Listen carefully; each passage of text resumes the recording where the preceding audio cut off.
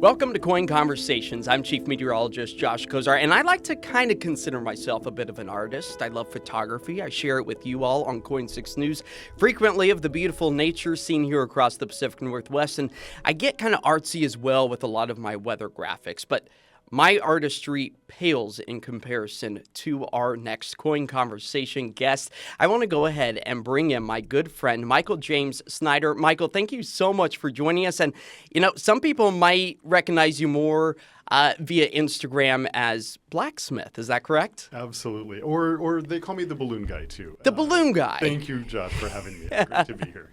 Hey, it's so happy to have you here with us to really kind of talk about your art. And I feel like online, as of late, you've really exploded. You have just a few followers? Just a few. Yeah. Just a few here and there.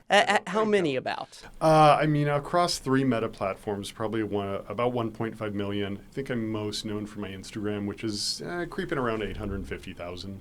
Yeah, so just a few. Just a couple. No pressure or anything. No, that's a lot of eyes. And your artwork, if people aren't familiar with it, you use several different forms of media. Talk to me a little bit about what you use. Yeah. I was just really impressed years ago, my entire life, by typographic artists, the type of artists who spell quotes or spell words, sometimes curated, sometimes of their own. People like Jenny Holzer, Barbara Kruger, other artists like Kara Walker are huge inspirations to me. And so I started this series of typographic art a few years ago. It wasn't until the pandemic came in 2020 that it really, really blew up. A friend of mine likes to say, I didn't see these at any point, and then in May of 2020, it's all I saw online. And I said, I apologize for that. Nobody controls whether they go viral or not. But it's really satisfying to have the series explode the way it did. And when did you start really kind of diving into the Instagram world with your art, displaying that? How'd that come to be? Well, I originally started my Instagram as a spite account of someone who was a brutal rejection, and in the same rejection, the same sentence was like, "You should get on Instagram." And I was like, "I'm never going to get on Instagram. Wait, I will get on Instagram just to spite you." And then it was probably like 2018, 2019 that I started the typographic series and started doing balloons on walls and fake flower petals and grass. And those were just so satisfying. There's something so direct, and the quotes really speak to my lived experience. And it's just a really direct way to communicate and to tap right into the zeitgeist and tap right into what people are feeling. And those did end up blowing up in May of 2020. We were all home. We were all on our phones. And they just absolutely exploded. And so I decided to really dive a lot more into those and into those three big materials that I used. Fake flower petals and grass, balloon letters on walls, and these really great storefront LED letters, but I put them in nature usually or in unexpected settings.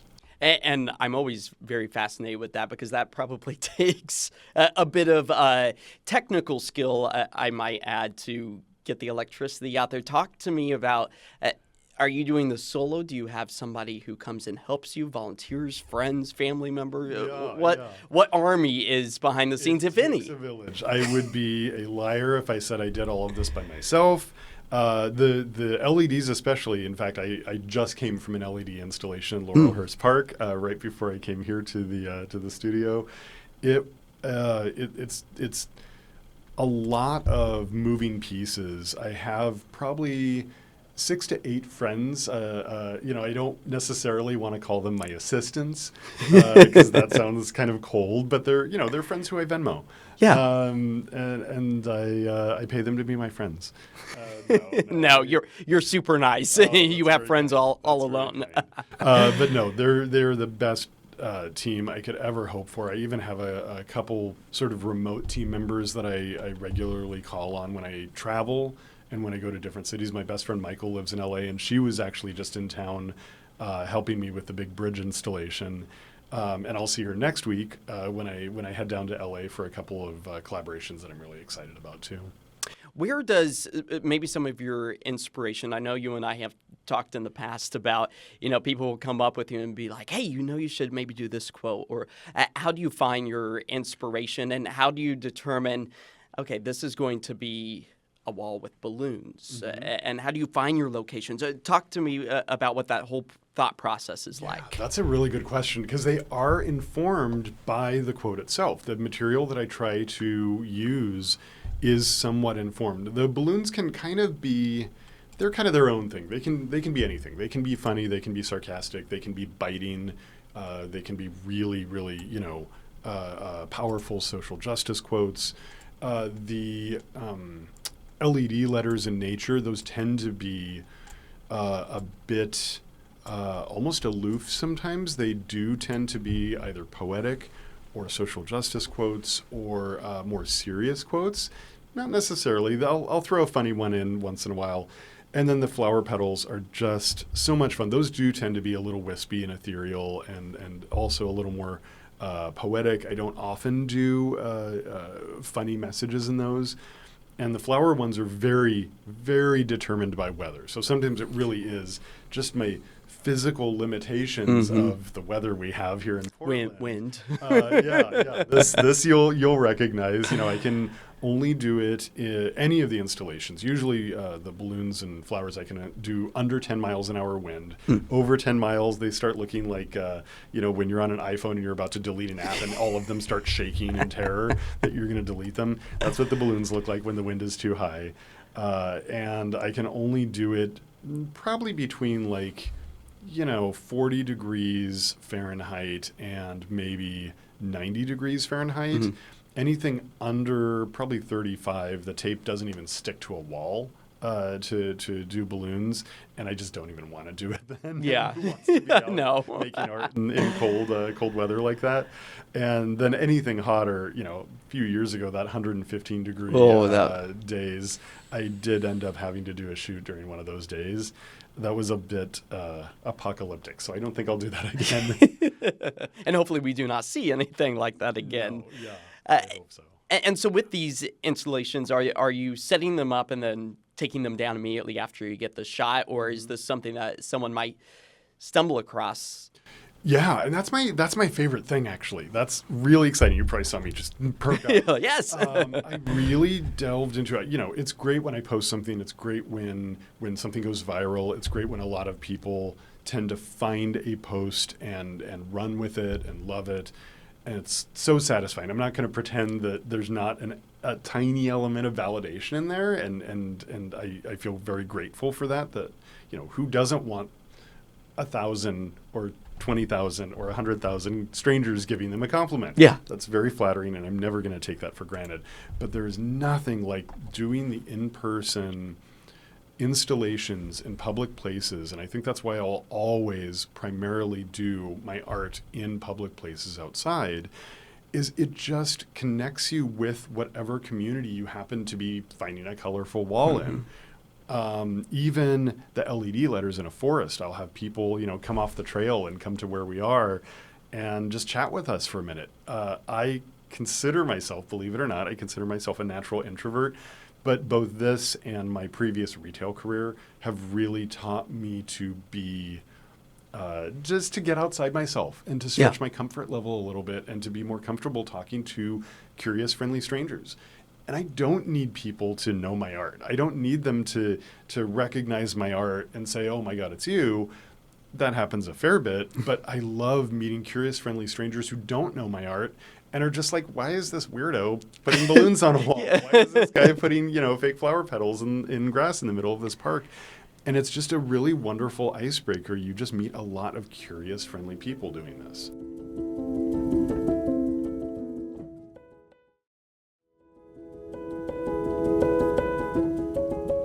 I can imagine. And those people are always, I feel, kind of open to having a conversation of, okay, it sparked their interest. They want to know more. So then it almost makes that conversation that much easier. Yeah. And I know a lot of your work is kind of centric around politics, the climate that it is today. Talk to me a little bit about how that is inspiring for you. And what do you think maybe some of the people who enjoy your art take away from it? That's a great question. And that's been a huge consideration lately. I really struggled when the election happened last year. My business manager, who is just wonderful, and I'm lucky to be booked and busy lately, but he shares my values. He is also very pragmatic, and he said, if you still are outspoken, this might cost you brand deals. And it did. It did. The week of the inauguration, I posted some things that were very critical of the current administration, and I lost a brand deal. I don't think they were supposed to tell him this, but I mean, they directly said, yeah, that's lightning right now. We cannot touch that lightning rod. We are going to drop that client from, potentially right before we sign the contract. And that's fine. I am okay with that. 2025 was a bit of a thin year because of that. And 2026, when I have really, really started finding my voice and just saying, I'm going to be outspoken. I'm going to say my mind. I am not going to shy back. And it really has provided a voice for people. And that has proved to be, not only feeling more true to myself and not like I'm burying a huge component of myself, but B, it has ironically led to, I am a full-time artist now, and I do want to make a living off my art. I need to make a living off my art, and it has led to more of that. It has led to more opportunities, more jobs, more brand deals, and so that's where I'm at right now. I think I was really, really inspired by the group. I found I'm a member of No Kings / 5051 here in town, and I was started just doing drone footage for them and providing drone footage of the protests. I was like, if I'm going to be down there anyway, I might as well give them some drone footage and come up with some media that they could use, and got more and more involved, and it felt more and more satisfying, and it really culminated in the big project we just had this past weekend. Speaking of the big project, we're seeing it right now. We Keep Us Safe.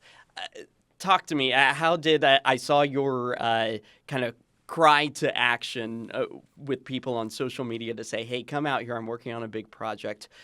What was the behind the scenes like to put this together? Yeah. I'm fascinated on how you were able to get, I don't even know if you know how many people this is in the image, to all get together and to be able to spell this out. Talk to me about what that was like.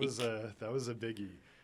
We actually had this idea, collaborative idea for sure, back in, I want to say October, November. And our November action as an org was not a national action. It was a really local action. And it was also freezing. We also just didn't feel like we would get that many people out. So we had the idea back then. We've been working on this for 5 or 6 months now, and we had a lot of logistical things in place. Just dear friends with the org really took this on and did so much more work. They were sourcing a source for umbrellas to get them in time, to order them in bulk so we could use it as a fundraising tool and also sell to people as well. Color coding the different letters so that people would know where to go. Just thinking about logistically, it felt so similar to one of my flower installations where I just get a bunch of fake flower petals and fake flower blossoms and go to Irving Park and spell them out and just sort of spill them out and spell out letters. And so it felt really, really similar to that. In fact, I was in the fact that I was making the letters out of the material. The material just wasn't flower petals; it was people. It was, sort of nestled in between the Indivisible group marching across the bridge, and then the group that I'm a member of No Kings 5051, marching across the bridge as well. So we had sort of like this really narrow window of time to execute it in order to not impede either of those marches, which were really, really important to protect the time and the space for those marches. So and almost every single person on my team. One of my team was out of town, and I think he's still kicking himself for it. But I don't blame him because it looks so good. When you gotta get out of town, you gotta get out of town. And it's very, very hard, believe it or not, for me to advertise myself. It's very hard for me to ask for things from my audience. I already sell prints. I already sell merch. It's so hard for me to ask, well, here's one more thing that you can do with Come me. on. And it's also, it's symbolic too, this whole project, because my art got really well known really suddenly. And I had been in Portland at that time for about 10 years. I've been in town since 2013.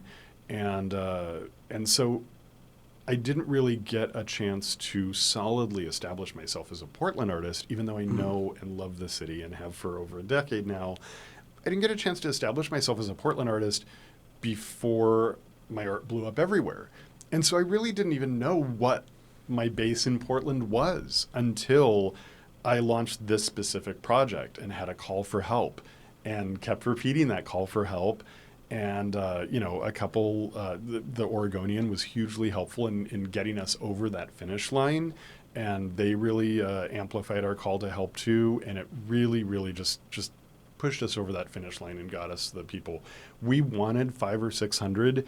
And when I take, a fine tooth, pen and just count every single pixel on that message and count all the people on there, it looks like we got upwards of, or maybe more than 600 people. Each of those letters is about 40 to 60 people, depending on the size of the letter. I'm flabbergasted. And again, I could not do this without my team, and I could not have done this without No Kings. And I mean, it really says something about people coming together. And just to kind of backtrack a little bit on one of the things you said about being politically driven, it sometimes hurts sponsors. I can only imagine. I have not read your comment section. I tend to Never read the comments. not Never read the mine. comments. Yeah, but I am sure it sparks and it invokes mixed feelings on either direction. But I almost feel like that's what art is. Yeah. It's supposed to spark that emotion, whether it's for your side or not. It's invoking that emotion. And what does it mean to even the haters out there that it makes them feel something? Maybe it gives them a chance to stop and think more deeply as well. I hope so. And I don't know. There's something about this project that was so just immensely satisfying, and a lot of big projects I'll come off of and feel exhausted and drained, and this just energized me. It inspired me. It makes me want to take my art in new directions. It was very much inspired by not only the Naked Bike Ride doing a mass protest last year, where they were, I think, all nude on one of the bridges.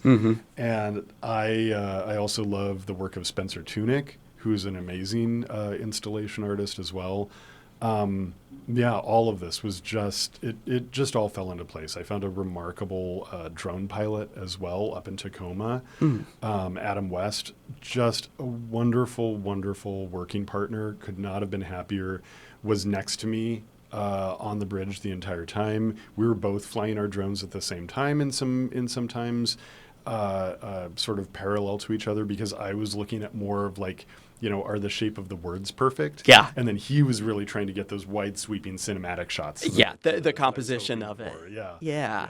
Are you in this image by chance? I am. I was not in I wasn't in an actual letter. Okay.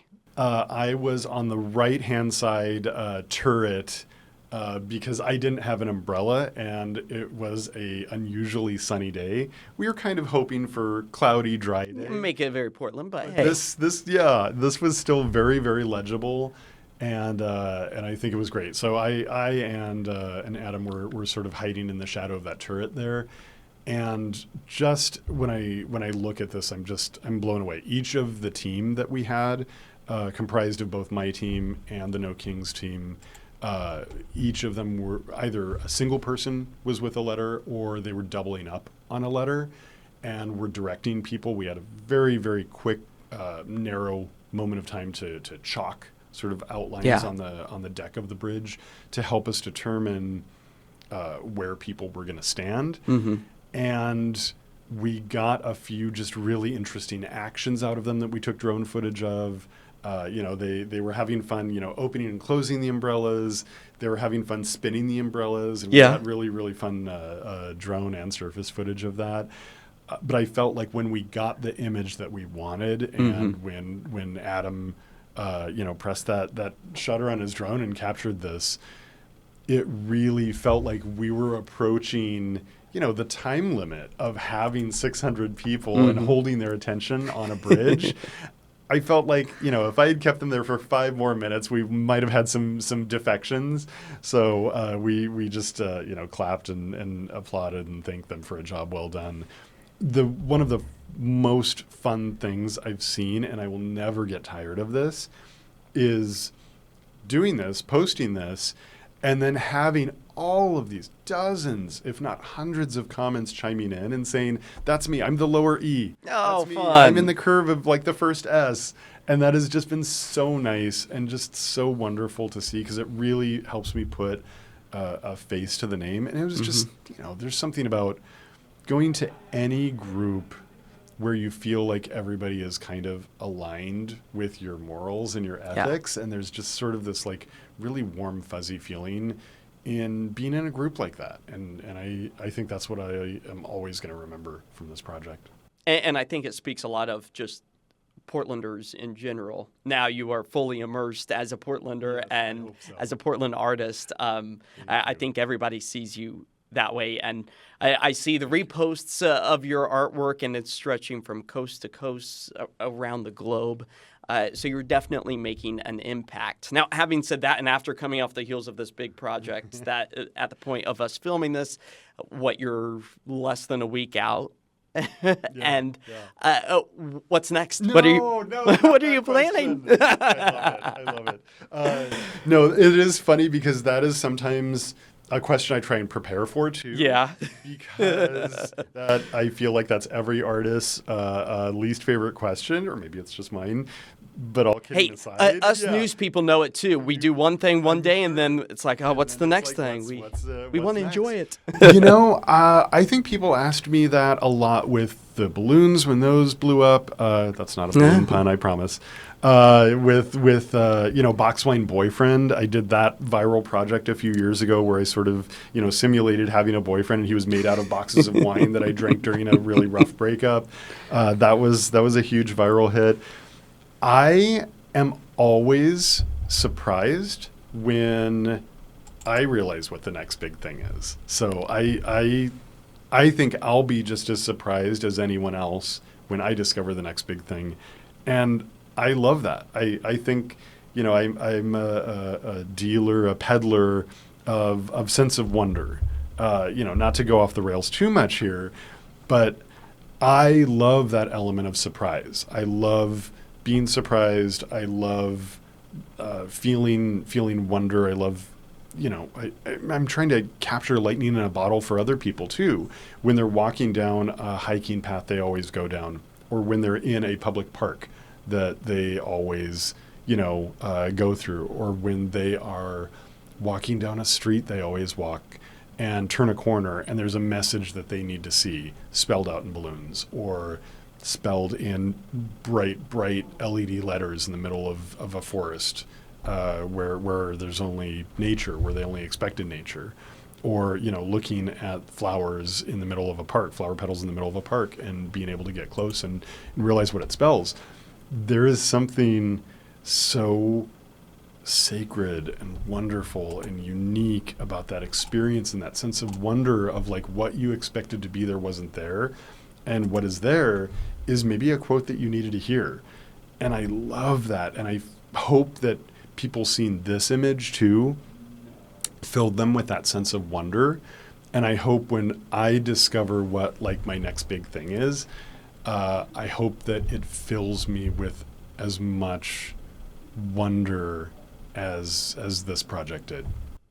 And your team and everyone who was involved in that masterpiece, honestly, I think is really excited to see what you do next, but then not having the pressure of, oh, what's next, but also just taking a moment to say, hey, what we all came together to do, envisioned by you and your team, it can also take a moment of pause to just enjoy that as well. Yep. Yeah. I have a restless brain though, and so I'm always eager to keep moving and keep discovering what's next. And there is a little bit of me that's like, well, we got this done. All right, let's do something else. Hence me being on a shoot right before coming here. I love making art. I have truly found my calling. It is what I was meant to do, and it is why I'm here. And so I can't wait to see what's next too.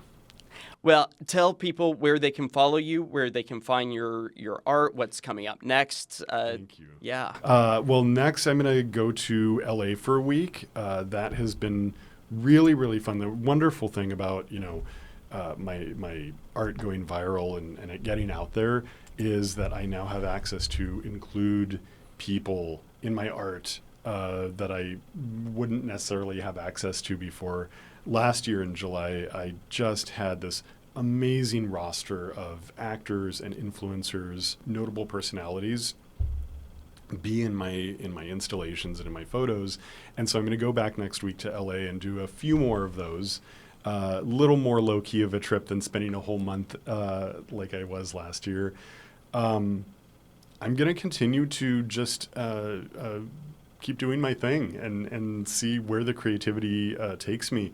I'm Blacksmith on all platforms. There is a little bit of a story behind the name, but it's basically me being obsessed with the act of creation, which smithing really, really represents for me.